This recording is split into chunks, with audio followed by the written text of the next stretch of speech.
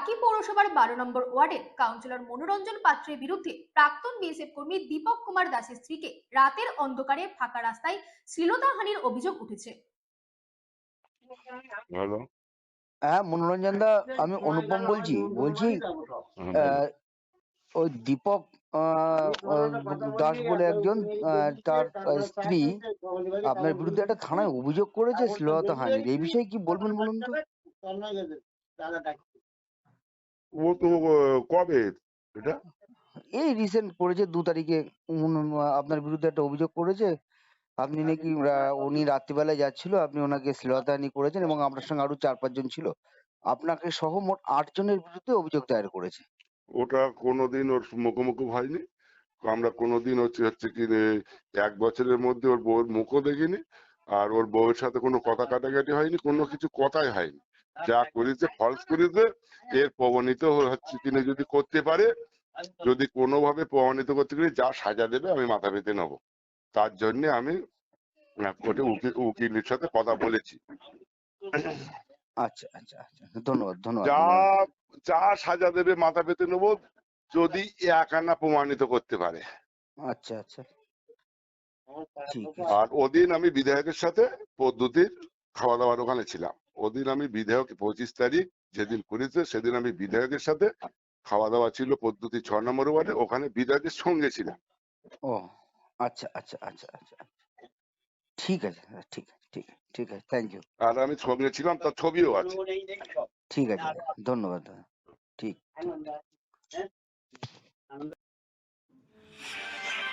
10 নম্বর ওয়ার্ডের বাসিন্দা প্রাক্তন বিএসএফ কর্মী দীপক কুমার দাসের স্ত্রীর অভিযোগ, সন্ধ্যার পর রাস্তা দিয়ে যাচ্ছিল তিনি। বাড়ি থেকে কিছুটা গিয়ে একটি ফাঁকা জায়গায় 12 নম্বর ওয়ার্ডের কাউন্সিলর মনোরঞ্জন পাত্র সহ বেশ কয়েকজন মোটর বাইক নিয়ে তাকে ঘিরে ধরে এবং মনোরঞ্জন পাত্র বাইক থেকে নেমে মহিলাকে চাদর সহ মুখ পেঁচিয়ে ধরে। কারণ 2024 সালে এই কাউন্সিলর মনোরঞ্জন পাত্র ও তার লোকজন মহিলার স্বামী দীপক দাসকে মারধর করে, কিন্তু দীপক দাস সেই সময় হাসনাবাদ থানায় অভিযোগ দায়ের করতে গেলে কাউন্সিলর প্রভাব খাটিয়ে সেই অভিযোগ পুলিশ নেয় না। পরবর্তীতে দীপক দাস আদালতের দ্বারস্থ হয়, কিন্তু কাউন্সিলর মনোরঞ্জন পাত্র কয়েকবার বারণ করার পরেও দীপক দাস পিছু না হটায় তার স্ত্রীকে শ্লীলতাহানি করে বলে অভিযোগ। দীপক দাস ও তার স্ত্রী কাউন্সিলরের শাস্তির দাবি জানিয়েছেন। Bureau report, রাতদিন news network.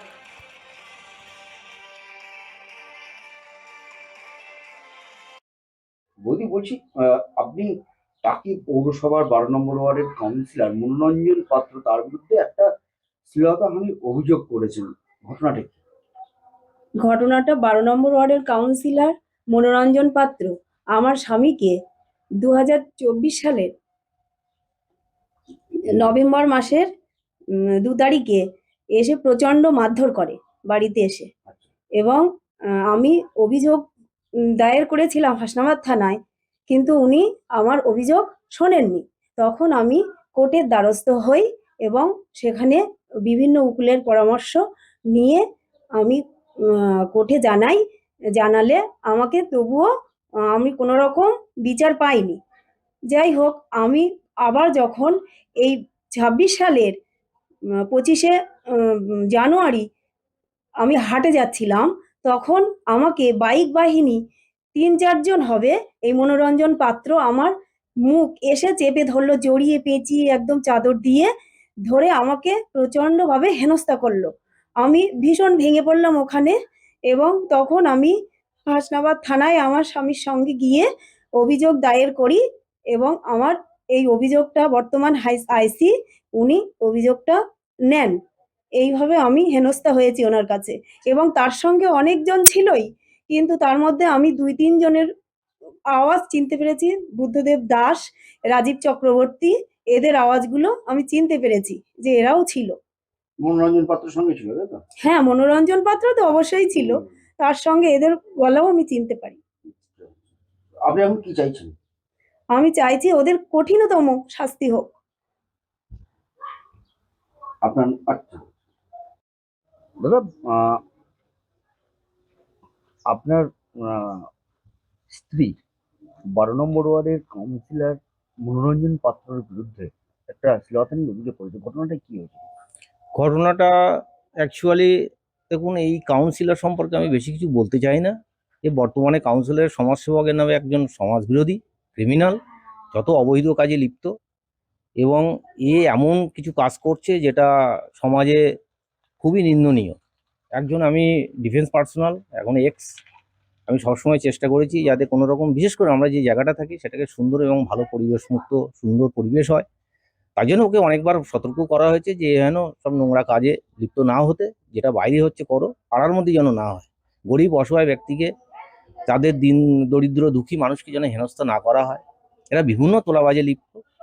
এইগুলো ওর ঠিক মোটে ওর পছন্দ হয়নি আমার কথা, যার জন্য এই পূর্ব প্ল্যানিং অনুযায়ী একটা আক্রোশবশত আমাকে 2024 নভেম্বরের 2 তারিখে আমার বাড়ির সামনে এসে বিভিন্ন লোকজন নিয়ে ডেকে, অন্তত 100 জনের মতো হবে, এনে আমাকে মারধর, আমার পরিবারকে মারধর, এইভাবে বিভিন্ন তার ছেলেদেরকে নিয়ে এসে বিভিন্নভাবে মানে শারীরিক যে নিগ্রহ করার করেছে। এবং তৎপর শেষ পর্যন্ত পুলিশ প্রশাসন আমাকে প্রোটেকশন দেওয়ার নাম করে থানায় নিয়ে যায়। আমার এবং আমার ওয়াইফকে, কিন্তু পরে আমাদের নামে বিভিন্নভাবে অভিযোগ করে আমাদেরকে হেনস্থ করায়, আমার অসম্মান হানি করেছে, যে আমাদের যে সম্মান হানি। লাস্টে আমি এই বিষয়ে বিভিন্ন আইসি হাসনাবাদ, তখন তদানীন্তন শ্রী গোপাল বিশ্বাস মহাশয়ের কাছেও গিয়েছি, কোনো আমার অভিযোগ শোনেননি বা কিছু করেননি।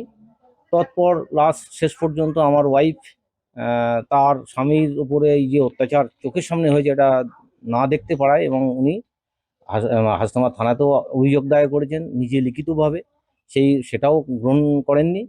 তারপরে আদালত, এসিজিএম বসিরহাট আদালতে যায়, আদালতের থেকেও ওনাকে দেওয়া হয় যে এই কেসটা নেওয়ার জন্য, সেটাও গ্রহণ করেননি। পরবর্তী 2026 সালের 25শে জানুয়ারি সন্ধ্যাবেলায় হাসনাবাদ যে হাট হয়, এই হাটে যাচ্ছিল দালালপাড়া রাস্তা দিয়ে, আমার ওয়াইফ, এবং ও একাই যাচ্ছিল, যেহেতু সরস্বতী পুজোর পরে একটু কাজ থাকে বাজারে কেনাকাটা, ও একাই যাচ্ছিল, বেশিরভাগ আমি সাথে নিয়ে যাই, কিন্তু ওখানে ওই সুযোগটা নিয়েছে, ওকে বিভিন্নভাবে হেনস্থ করে। এবং আমার ওয়াইফ যেটু বললো যে মোটর বাইক বাইনি ছিল, এবং এটা মনোরঞ্জন পাত্রও ছিল, যে ওই প্রথমে গিয়ে মানে ওকে চাদর দিয়ে পেঁচিয়ে, মুখটা চোখ মুখ দিয়ে পেঁচিয়ে ধরে, আর বিভিন্ন এই যে কোর্টে যাওয়া, থানায় অভিযোগ দায়ের করা, এইটা ও মানে আস্ফালন দেখাতে থাকে যে ওখানে গিয়ে কোনো কিচ্ছু হবে না, থানা আমাদের কেনা, আমরা যা বলবো সেটাই হবে, তোর হাজব্যান্ড বিএসএফ এর তা কি হয়েছে আমরা দেখে নেবো, আসুক, এইভাবে হুমকি দিতে থাকে। কিন্তু দুর্ভাগ্য এটাই তারপরে কি থানায় অভিযোগ করেছেন তারপর? হ্যাঁ, আমরা সেইটা, এবং তারপরে থানায় এই বিষয়ে আসার পরে আমাকে সমস্ত বলে। আমি দেখুন, এই যেহেতু একটা রানিং কাউন্সিলর, ওর পিছনে বিভিন্ন প্রভাবশালী নেতা আছে যাদের কথাতে এই কাজগুলো হচ্ছে বা ওকে সাহায্য করছে, এই জন্য এদের বিরুদ্ধে আমাকে সেইভাবে এগোতে গেলে যারা আইনি কৌশলী আছে তাদের সঙ্গে কথা বলেছি, তারা সেইভাবে আমাদের স্টেটমেন্টটা নিয়ে বললো যে এইভাবে আপনি আপনাদের যে বক্তব্য লোকাল থানাতে আপনি দিন। এবং শুধু লোকাল থানাতে নয়, আমি এসডিপিও টাকিতে যে অফিস আছে ওনাকেও দিয়েছি, সুপারিনটেন্ডেন্ট অফ পুলিশ বসিরহাটকেও দিয়েছি, জানিয়েছি, এর আগেও সমস্ত ঘটনা জানিয়েছি। বলছি যে আপনি তো কি চাইছেন? আমি চাইছি এই যে সমাজবিরোধী ক্রিমিনাল এবং যারা এই যে ঘৃণ্য চক্রান্ত করে এইসব কাজগুলো করছে, এদেরকে উপযুক্ত শাস্তি, এবং যারা এই কাজে এদেরকে সাহায্য করবে তাদেরও শাস্তি জানাচ্ছি, যারা ভবিষ্যতে, আমি চাই যে এই যে নোংরামি এটা বন্ধ হোক। আপনার নাম? আমার নাম দীপক কুমার দাস, আমি বর্তমান border security force first line of defence থেকে রিটায়ারমেন্ট পারসন।